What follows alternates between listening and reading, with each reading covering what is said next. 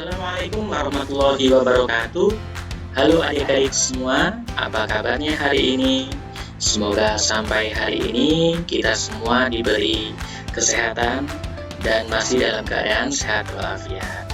Oke adik-adik, hari ini kita masuk ke pertemuan ketiga di mata pelajaran ilmu pengetahuan sosial. Dan hari ini kita akan melanjutkan materi berikutnya. Dan di pertemuan ketiga ini kita masih tetap membahas bab 3, yaitu keunggulan dan keterbatasan antar ruang dan pengaruhnya terhadap kegiatan ekonomi, sosial, budaya di Indonesia dan ASEAN. Namun hari ini kita akan membahas sub materi yang kedua. Jadi kalau di pertemuan sebelumnya kita membahas sub materi yang pertama, nanti akan lanjutkan ke sub materi yang berikutnya. Dan sebelum kita memulai pembelajaran hari ini, tidak henti-hentinya saya mengingatkan kepada adik-adik semua untuk selalu menjaga kesehatan dan menjalankan protokol kesehatan, karena sampai hari ini kita masih dalam pandemi COVID-19 ya. Jadi saya ingatkan kalian selalu menjaga jarak, memakai masker, mencuci tangan, dan menghindari keramaian atau kerumunan. Oke adik-adik, mari kita belajar di submateri yang kedua. Ya adik-adik, jadi di pertemuan yang ketiga ini, atau di submateri yang kedua di bab 3 ini, ya, kita akan membahas peran pelaku ekonomi dalam suatu perekonomian. Jadi di submateri yang sebelumnya kita sudah membahas tentang keunggulan dan keterbatasan ruang yang ada di Indonesia. Jadi kemarin kita sudah membahas tentang hasil-hasil sumber daya alam yang sangat potensial yang ada di Indonesia, yang itu semua bisa menjadi pendapatan ataupun pundi perekonomian untuk Indonesia. Nah, supaya sumber daya alam tersebut itu menjadi pendapatan buat Indonesia, menguntungkan Indonesia, itu perlu yang namanya pelaku ekonomi dalam suatu perekonomian. Nah, hari ini kita akan membahas hal tersebut. Nah, tujuan pembelajaran hari ini yaitu yang pertama menjelaskan pengertian pelaku ekonomi, dan yang kedua mengidentifikasi peran pelaku ekonomi dalam suatu perekonomian. Coba adik-adik sebelum kita masuk ke materi inti, coba perhatikan gambar berikut ya. Nah, di situ ada bukan sebuah gambar ya, ada 3 gambar di situ. Nah, di situ ada keterangannya produksi, konsumsi, dan distribusi. Kalian masih ingat ya? Tentunya kalian harus ingat karena itu semua ada di materi kelas 7 yang lalu dan kalian sudah belajar itu. Jadi produksi, konsumsi, distribusi itu termasuk apa? Termasuk apa? Ada yang masih ingat? Nah, jadi ketiga gambar tersebut itu termasuk dalam kegiatan ekonomi ya. Jadi ada kegiatan produksi, distribusi, dan konsumsi. Nah, kegiatan ekonomi itu akan berjalan jika ada pelaku yang menjalankan kegiatan ekonomi.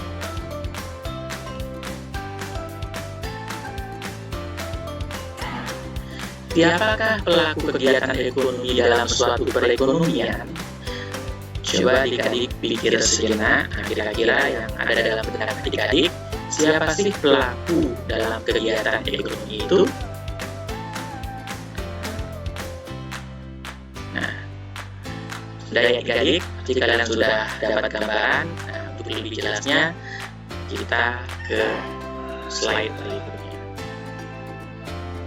Nah, di sini perhatikan ada gambar ada petani yang sedang menanam padi.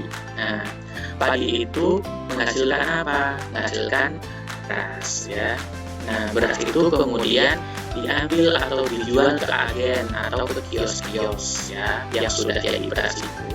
Nah, kemudian dari kios-kios itu atau dari agen, beras itu dijual ke masyarakat. Nah, ini contohnya gambar ketiga itu ada ibu rumah tangga ya, itu yang sebagai yang membeli beras tersebut. Nah, ketiga gambar tersebut ya, jadi ketiga yang ada di gambar tersebut ada petani, kemudian ada penjual beras, kemudian ada ibu rumah tangga. Ketiganya itu disebut dengan pelaku ekonomi. Nah, sekarang pelaku ekonomi itu apa sih? Jadi pelaku ekonomi itu adalah orang atau lembaga yang melakukan kegiatan ekonomi ya. Jadi ada kegiatan produksi yang seperti petani itu, kemudian ada pedagang yang melakukan kegiatan distribusi, dan ada ibu rumah tangga yang melakukan kegiatan konsumsi. Ketiganya disebut dengan pelaku ekonomi. Nah, pelaku ekonomi itu dibagi menjadi 4 ya. Yang pertama itu ada rumah tangga keluarga atau konsumen. Kemudian yang kedua ada rumah tangga perusahaan atau produsen. Yang ketiga ada rumah tangga pemerintah. Yang keempat ada rumah tangga luar negeri atau masyarakat luar negeri. Nah, yang pertama dari rumah tangga keluarga atau konsumen itu adalah kelompok masyarakat yang melakukan kegiatan konsumsi terhadap barang dan jasa untuk memenuhi kebutuhan hidup sendiri ataupun keluarga. Ya, jadi kemudian apa sih peran rumah tangga keluarga atau konsumen dalam perekonomian itu? Jadi peran rumah tangga keluarga atau konsumen itu yang pertama sebagai konsumen, yang kedua sebagai penyedia faktor produktif. Jadi peran sebagai konsumen itu adalah biasanya masyarakat mengkonsumsi barang dan jasa yang dihasilkan oleh rumah tangga produsen untuk memenuhi kebutuhan sehari-hari. Sedangkan peran sebagai penyedia faktor produksi itu meliputi penyediaan lahan, tenaga kerja, modal, dan keahlian. Sebagai penyedia faktor produksi rumah tangga, keluarga, atau konsumen memiliki pendapatan dari yang pertama dari sewa atau rent, yaitu balas jasa karena menyewakan tanahnya kepada perusahaan. Yang kedua, pendapatan, jadi rumah tangga keluarga mendapatkan pendapatan dari yang kedua itu dari upah atau wage, yaitu balas jasa karena telah mengorbankan tenaganya bekerja di perusahaan. Yang ketiga, itu bunga atau interest, itu adalah balas jasa karena telah meminjamkan dana untuk modal usaha perusahaan. Dan yang terakhir itu dari laba atau keuntungan, profit, yaitu balas jasa karena telah memberikan kontribusi berupa tenaga dan pikiran dalam mengelola perusahaan. Nah, sekarang kita lanjut yang kedua, itu ada rumah tangga perusahaan atau produsen. Apa sih rumah tangga perusahaan itu? Yaitu pihak yang melakukan kegiatan produksi atau kegiatan untuk menghasilkan barang dan jasa guna memenuhi kepentingan orang lain. Nah, di situ ada gambar sebuah industri ya. Nah, di situ ada industri tekstil yang menghasilkan pakaian. Ya, jadi industri itu dia menghasilkan pakaian. Nah, di Indonesia yang termasuk rumah tangga perusahaan itu dibagi menjadi 3. Ada BUMN atau Badan Usaha Milik Negara, ada BUMS, Badan Usaha Milik Swasta, dan yang terakhir ada koperasi. Kemudian apa sih peran dari rumah tangga perusahaan atau produsen itu? Jadi perannya yang pertama itu sebagai produsen, dan yang kedua sebagai pengguna faktor produksi. Kan sebagai produsen itu yaitu memproduksi barang dan jasa yang akan ditawarkan kepada konsumen atau pembeli. Sedangkan sebagai pengguna faktor produksi itu adalah sebagai pengguna faktor produksi yang disediakan rumah tangga keluarga atau konsumen. Nah, coba kalian perhatikan gambar itu ya. Jadi di situ ada hubungan antara dua sektor. Nah, jadi ada hubungan antara rumah tangga produsen dan rumah tangga konsumen. Coba kalian perhatikan ya, di situ ada yang sebelah kiri rumah tangga produsen, kemudian yang sebelah kanan rumah tangga konsumen. Jadi pada gambar tersebut, hubungan pelaku dua sektor dapat kalian amati. Jadi dua garis panah bagian atas itu menjelaskan hubungan rumah tangga produsen dengan rumah tangga konsumen di pasar output atau pasar barang. Jadi rumah tangga produsen memberikan barang atau jasa pada konsumen, kemudian sebagai imbalannya rumah tangga konsumen memberikan sejumlah uang kepada rumah tangga produsen. Ya, itu gambar yang panah yang di atas. Nah, kemudian dua garis panah di bagian bawah menunjukkan hubungan rumah tangga produksi dan rumah tangga konsumen di pasar faktor produksi. Rumah tangga konsumen berperan sebagai penyedia faktor produksi, sedangkan rumah tangga produsen berperan sebagai pengguna faktor produksi. Rumah tangga produksi memberikan imbalan atas faktor produksi yang diberikan oleh rumah tangga konsumen. Imbalan ini berupa sewa, upah atau gaji, bunga, dan keuntungan. Nah, kalian bisa ulang lagi nanti ya kalau belum jelas. Bisa di-post, jadi kalian cermati baik-baik. Ini dari gambar hubungan antara rumah tangga produsen dan rumah tangga konsumen. Kemudian yang ketiga ada rumah tangga pemerintah. Nah, di situ ada gambar pemerintahan Indonesia ya, ada presiden dan kabinetnya sedang melakukan rapat. Nah, rumah tangga pemerintah itu siapa? Yaitu pihak yang bertugas mengatur, mengendalikan, serta mengadakan kontrol terhadap jalannya roda perekonomian. Nah, perannya ini apa peran rumah tangga pemerintah?